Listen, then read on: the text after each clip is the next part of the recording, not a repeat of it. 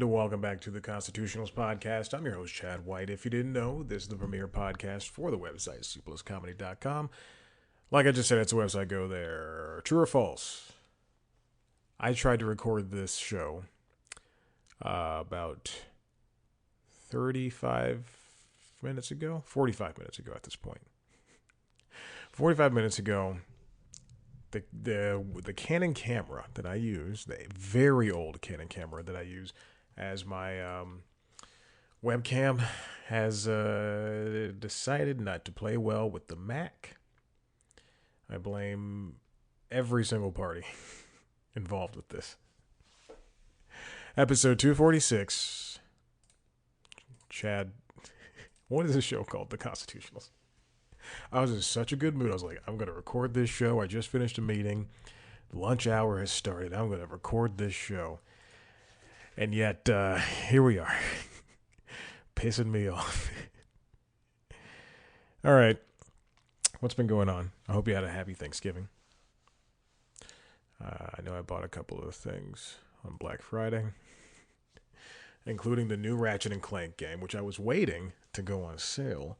I refuse to spend more than $30 on it. I got it for $30. I was telling somebody the game had not been going on sale since it came out. The lowest I'd ever seen it was like $45, and I said I'm going to wait to make it lower. I played about 30 minutes last night. Oh boy, it's amazing. Just in time for them to put on the other Ratchet and Clanks on PlayStation Plus Premium streaming. Ridiculous. Thank goodness I have good internet, but still, it sucks for the person who doesn't have good internet, and you can't buy these games and download them. What else did I get? Fire Emblem, Three Houses, Warriors, Three Houses, Three Hopes. Excuse me. That's the title. Fire Emblem Warriors, Three Hopes. A fighting Fire Emblem game, a Mushu style. That's what it's called. It's like Dynasty Warriors. I only have Hyrule Warriors, the second one, Age of Calamity. I have that one. So those are the Dynasty Warrior style games I bought because they're good and they have those stories that I like. And what else? And Horizon Final West, whatever, the second Horizon game, also on sale. And that's it. Also, even better news, not better news. The old laptop works. It's off to the side here, and now I can do things that I want to do with that. I don't know what I'm going to do with that now because I have this friggin' Mac. I charge it up. I keep it ready to go. Just like yesterday, I'll just say it. I downloaded some ROMs. For a Wii I bought. I bought a used Wii for $37. Let me tell you, if you buy a used console, also it was $37. Just keep mentioning that.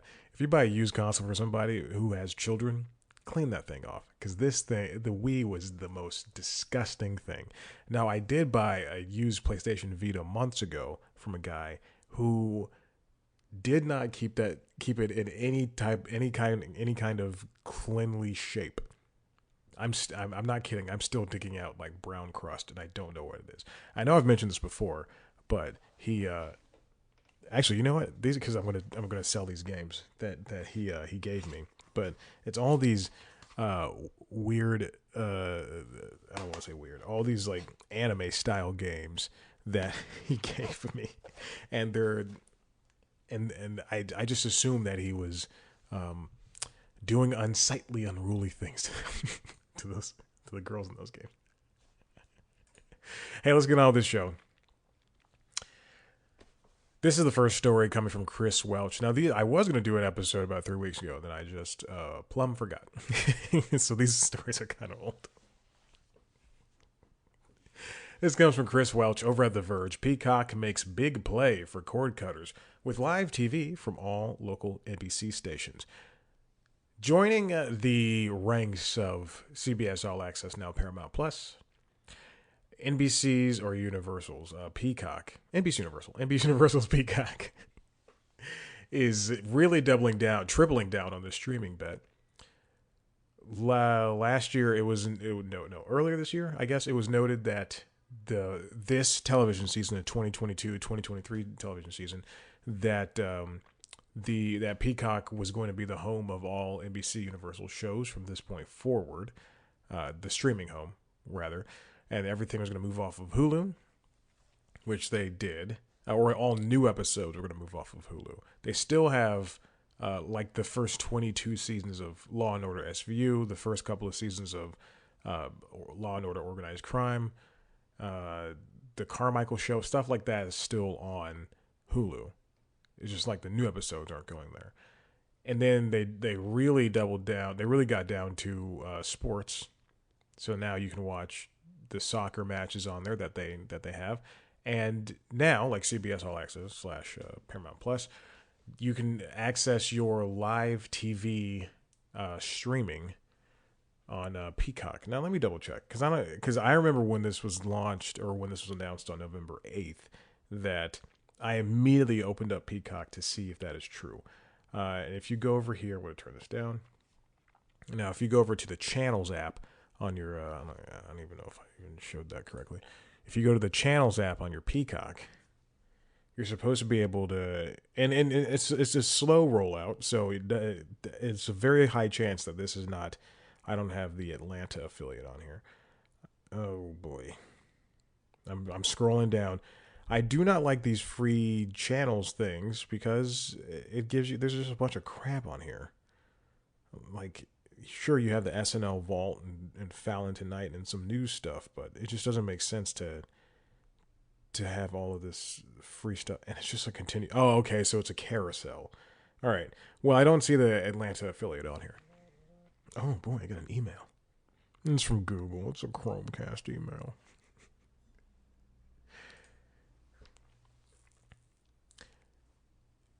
The customers in all the 210 affiliate markets are going to gain 24 access to their local NBC station. Everyone will have live TV by November 30th. It is the 28th. You'll see the new channel on the Peacock homepage that matches your local broadcast network, which means you'll be able to watch your favorite shows live. You'll be able to watch your news, at 5 and 6. You'll be able to watch what comes on at 7. Jeopardy, Wheel. Then you'll be able to watch at 8 o'clock the primetime programming. If you are a person without YouTube TV or YouTube TV or Fubo, Hulu with live TV. What is the one I'm thinking of? String TV? Is that a thing? I was in the beta for it when it first launched in like 2012. No, I was 2014 because I was a senior in college. What is it? Sling TV. You'll be able to watch all that stuff, but live on Peacock. You have to be a paying subscriber. The lowest tier is $5 or the $10 tier. You can watch Law and Order SVU, Young Rock, Chicago Fire, Dateline NBC, all live. Saturday Night Live? Yes. Tonight Show? Yes. That's it. Today Show? Yes. The rest. By integrating live TV into Peacock, NBC Universal is trying to match and surpass Paramount Plus, which I already said. Paramount claims its live TV stream reaches 99% of the United States, with 206 markets currently listed on its website. I remember when CBS All Access included that in with their the live stuff, that live affiliate thing, because I remember I always thought that was like a huge step for people who didn't want to subscribe to a cable type deal, and also didn't want to have an antenna hanging off the back of the TV, or just couldn't have an antenna hanging off the back of the TV. Because I think I have an LG C1, and the antenna just doesn't work with that. Prior to me getting YouTube TV, my antenna just would never turn on with it. And the antenna's right here. Just pointing to it. No one can see. It's just another step into a world without cable.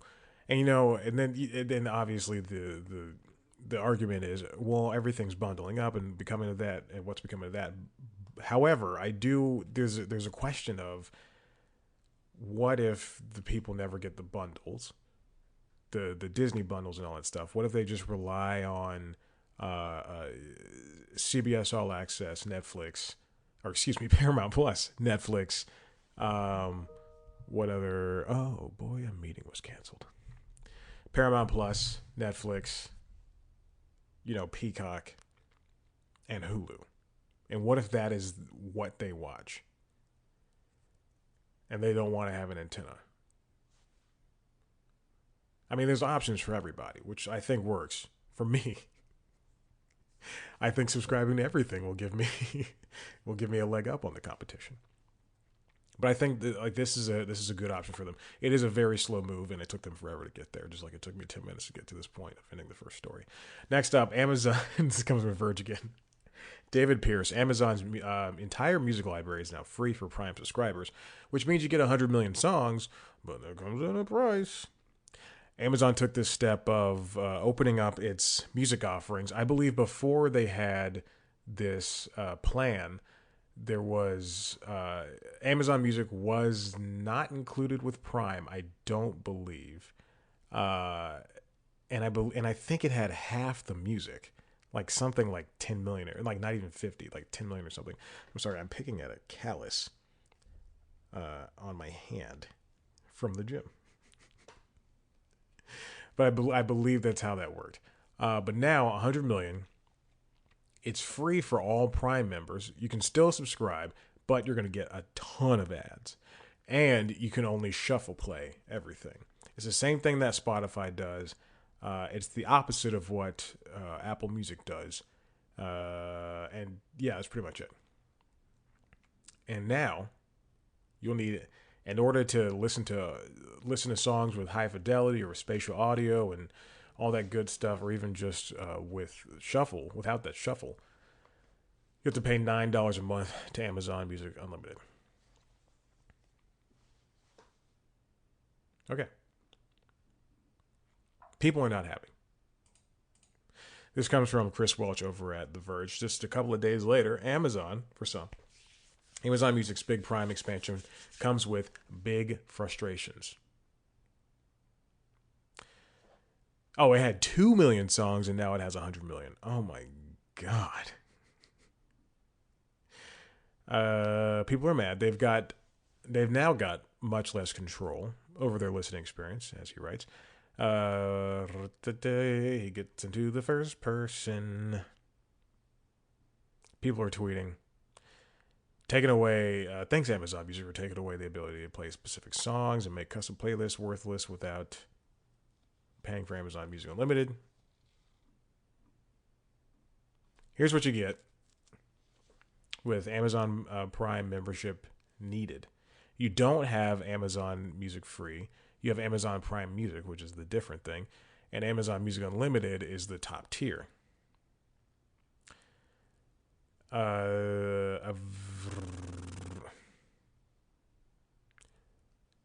get all the music ad-free, most ad-free top podcasts, all access playlists, which means pick and play any song on demand with no skips, or download them to listen offline. This is if you pay for Amazon Prime. And shuffle play any artist, album, or playlist. Now, if you pay for Amazon Prime Music itself, which you can pay for without the Amazon Prime membership, which I don't know why you would do that, you pick any song and play it. It's what you get now with like Apple Music or whatever. And then you get these Ultra HD and spatial audios, listening offline, unlimited skips. People aren't happy. I think this was if people were prepared and if they were given forewarning, then that would have definitely helped out in the long run. All right. Let's move on to this next story. New York Times, written by Brooks Barnes. Hollywood horror blockbuster. 2 leading producers will soon join forces. This is about Jason Blum and James Wan, probably the biggest names in horror right now. Biggest big names in horror right now. They're talking about merging their companies. They both work with Universal Pictures. You might know Jason Blum as the guy who started Blumhouse Productions, which has a movie out like every other month at this point. Same thing with A24, but he's more horror focused. And then you might know James Wan as he did the Conjuring universe, I believe, and Lights Out, The Nun, and that was under his company Atomic Monster, which is substantially smaller than Blumhouse. So the idea is that Jason Blum's Blumhouse will be kind of like the umbrella, and Atomic Monster will be the ideation of it all, and they'll be given a chance to go out and do the things that they need to do, or like have the ideas that they need to have, without the company that Juan worked with for 7 years, Warner Brothers, saying yes or no. Bloom says James is probably 70 to 80% artist and 30 to 20% business person, and I'm the reverse. Also James Wan also did the Saw franchise. I had no idea. Saw franchise. Good. I knew it was Conjuring though. I love the Conjuring. Conjuring is great. That entire universe is so fun. Except for, the Nun I fell asleep during it. And what was the other one? There's the Nun, and then the other one that was with Linda Cardellini I fell asleep during as well. James Wan's Atomic Monster has about 9 employees, which is way smaller. So this is why they're going to be able to just go out and have these ideas. Warner Brothers said no to Wan's latest movie, Megan, M3GAN. And then Universal really wanted to do Megan, and they did it. He brought it to Bloom, and Bloom said, he was like, yes, let's do it. Universal said, yes, let's do it. Now they want a Megan sequel. Whoa. And Megan's not even out yet. Horror is really having a type of renaissance. We got Jordan Peele. That's it. That was from me. I love this idea. They're two great powerhouses. I never knew that about Bloom, that he was a more of a business person. But I mean, it makes sense, because if you look at the output of Blumhouse, I mean, in the next, let's see, I'm going to go to their Wikipedia page. In the next couple of months, let's check out what they have coming. Wikipedia's doing that thing where they ask me for money. 1, 2, 3 movies, and then in pre-production for a movie based on Five Nights at Freddy's. Wow. Another Insidious, Jesus, and another Exorcist. Oh my God. In 2022, it produced one, Dash Cam, Black Phone, Mr. Harrigan's Phone, Halloween Ends, Hollywood Ends, Run, Sweetheart, Run, Soft and Quiet, and Nanny. That's a crap ton of movies. Let's see where this goes. This one comes from the New York Times, written by Trip Mickle, Benjamin Mullen, and Kevin Draper.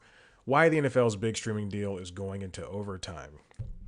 I think a couple of... Either I wrote this down as an idea for News Time, or a couple of the last episode of this podcast. I said Apple TV was in the mix of the NFL Sunday Ticket, and that they didn't want to. They wanted it, but they kind of didn't want it. They're being a little coy. Now, as it turns out, the Sunday Ticket is still up for grabs, and not just Apple, but Google also wants it, and every single one of them, and some other competitors, and everybody is willing to pay for it. Google has stepped up, and they want to add it to YouTube TV. Amazon and ESPN, Disney's ESPN, are also interested in Sunday Ticket. This is a huge deal for Amazon too, because they just got the rights for Thursday Night Football. I think if anything, Sunday Ticket should not be beholden to one provider. I think it'd be best if, because we saw how they did with DirecTV, and yeah, you once ruled the landscape, but DirecTV is now going the way of history, and slowly dying until one day in a couple of years it will not be here anymore. Uh, and hitching your horse to one company is not going to be a good enough deal.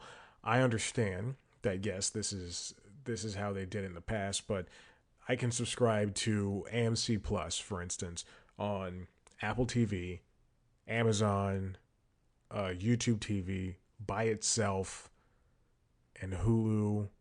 That's five different avenues in order to access AMC Plus, and there's probably more, but I just don't even know them or care about them, care to mention them. It's probably the second one. So it doesn't. I think in the long run, the easier thing would be to hop aboard everybody and just say, okay, this if you want to subscribe to NFL, if you want to subscribe to the Sunday Ticket, you can get it on Amazon and YouTube TV and by itself and Hulu and ESPN. Well, that wouldn't make sense. ESPN wouldn't make sense, but that's how it makes that's how it should work now. Robert Kinkel, YouTube's chief business officer, played a key role in Google's pursuit, though he will take a new job early next year as chief executive of Warner Music Group. Mr. Kinkel has committed to working with YouTube to see the deal through. Three people familiar with his priorities said. He's got a relationship with Brian Rolap, the NFL's chief business officer, who worked with Kinkel during Google's unsuccessful bid for Sunday Ticket in 2013. If you don't know Sunday Ticket, it brings out of market games to subscribers and NFL Network and Red Zone channel. All that stuff. I mean, you already get NFL Network, but the Red Zone channels where Sunday they'll cut to the action live of whatever games are playing.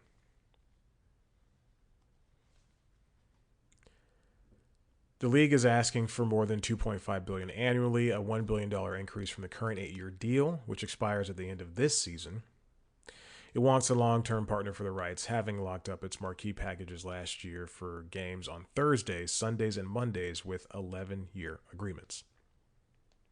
With MLB, with MLB's thing and NBA's thing, I can go to Amazon and get both. Or I can go directly to those apps and get both of those. I also don't know. Let me go to YouTubeTV.com or TV.youtube.com. I also am unsure if I can subscribe to MLB via the. Let me just type in MLB. MLB.tv. Yes, I can subscribe to MLB.tv on YouTube TV. Now, can I subscribe to NBA League Pass on YouTube TV? Yes, I can. I mean, that it's just an easier thing for you to be able to subscribe and save money, or just have it all come in one bill like that. Why? I wonder why they are going for this antiquated idea of one provider. Because if I can watch MLB games on Apple TV Plus, okay, I have an iPhone. I don't, but let's pretend I have an iPhone and an Apple TV, and I can watch Apple TV games. I can watch MLB games. I can watch 10 of them a year, 10 of them a season rather, straight, every Friday night and every Sunday. So I can watch 20 of them for 10 weeks straight. On my Apple TV or on my phone because of the Apple TV app. And those are games that I normally wouldn't watch, but the option is there. Plus, ESPN also has some games. Plus, the MLB network has one or two of themselves. So wouldn't that be better to be able to have those options than to have the one place where I pay $60 plus another $60 too? There are some stepping stones in the way. The slowing economy could create another challenge for the NFL as it tries to close a deal that could top $10 billion over its life. Tech and media companies alike are under pressure from Wall Street and investors to cut staff and control spending, a reversal of years of lavish spending. The downturn has helped sour some Wall Street analysts on Amazon's $1 billion a year for Thursday Night Football. Tom Forte, an analyst with D.A. Davidson, an investment bank, said he was skeptical that the company would bring in enough Amazon Prime members or advertising revenue to cover its costs. He added that Amazon struggled to make money meant it was highly unlikely to make a serious bid for the Sunday ticket. You know, I've tuned into some of those Thursday night games, and it's very cool to see the technology they use and they implement within, you know, the players in the field and stuff in the booth and stuff from the booth, and it's very high tech. Some might say superfluous. However, I do think it is a good addition to have alongside the traditional broadcast, and the same thing goes for the alternative broadcast commentators that they have up there as well. If I want to watch it in Spanish or with a bunch of dames talking about the boys down there, then I want to do it. There's more skepticism about the viability of the bid from ESPN. Rich Greenfield, an analyst at Lightshed Partners, said Robert Iger's return as chief executive which we'll talk about in a second, which made Disney, which owns 80% of ESPN, more likely to cut costs at ESPN or to sell it. I don't think they're going to get rid of ESPN, which we'll get to in a second. Google's also has pressures mounting as well. Sunday Ticket is a huge golden ticket, really, for these people, for these companies. And again, I think it's best for the NFL to really check out its options and spread itself across multiple partners. The same, like instead of if they really want to be a part of ESPN, and if they really want to be partners with ESPN and be partners with Apple TV and be partners with Google, and Amazon, I think the best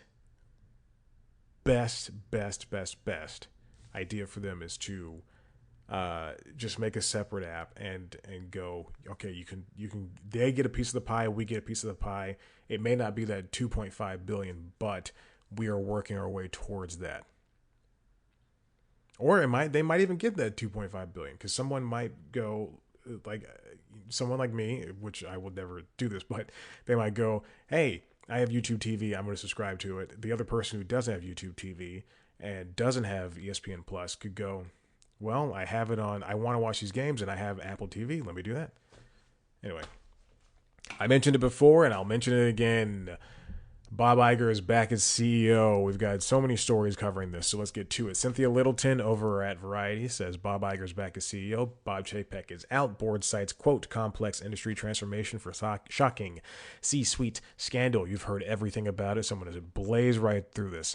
Robbie Whelan, Emily Glazer, Joe Flint, and Jessica Tunkel over at the Wall Street Journal. Walt Disney CFO, others brought concerns to board over Bob Chapek.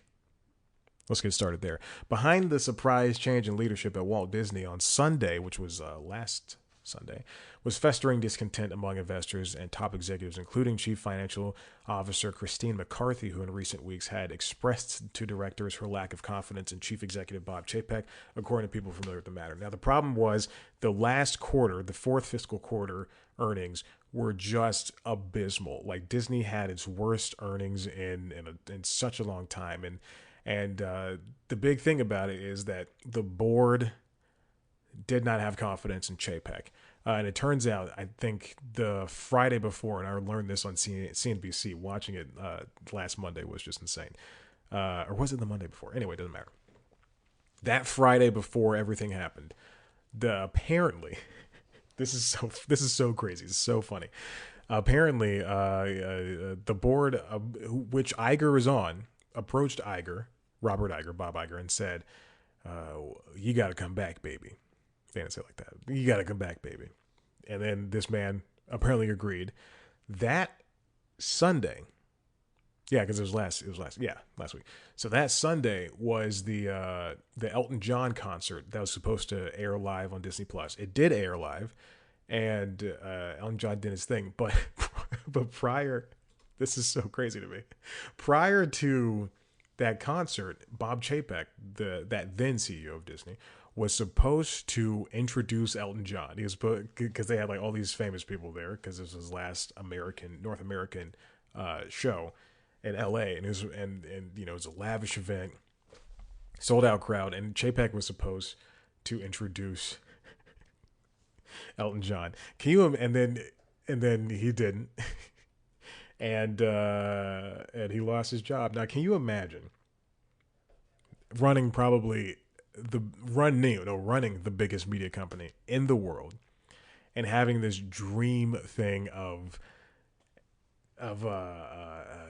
like introducing one of the greatest artists of the world for his probable last, who knows, he said this before, but last North American show, only to like within just in like hours, just like be announced that you lost the job to the guy who had it before, plus you don't get to do his dream thing. That's crazy. That is the craziest thing. Iger's back, and I'm excited. This also comes from Wall Street Journal, written by Eric Schwartzel, Emily Glazer, Robbie Whelan, and Jessica Tunkel. Disney's Robert Iger loomed over Bob Chapek after ceding CEO role, creating tensions. Again, Iger he left the company, but he never really left the company. In the idea that he was still on the board, he was kind of hand-holdy, especially in the early parts of the pandemic, which he probably should not have left during the pandemic. He should have. Let's see. And it just doesn't, during all the staff cuts that were happening during the COVID-related staff cuts, Iger was not excited that had happened. Laid off Disney employees could take advantage of its protections if they were let go under the CARES Act. Chapek wanted to move quickly with layoffs. There were big pressures to cut costs and preserve cash. Iger overruled Chapek on a couple of things, and Chapek kind of was it feeling himself? I don't know. What do people say? Was kind of angry at or mad or just never really felt like he was in charge of the company. The Don't Say Gay controversy should have been handled differently, which is funny considering that Chapek agrees with DeSantis over there in Florida. That's neither here nor there. So what does Iger have to do? This comes from Natalie Jarvie over at Vanity Fair. In order to right the ship. Streaming is losing a crap ton of money. Disney Plus is was one of the fastest growing streaming platforms, and then it just kind of leveled out and tapered off. And now there's kind of a discrepancy between Disney Plus and Netflix and all these other and HBO Max, including all these other streamers that are losing money, and they have to find a way to make more money.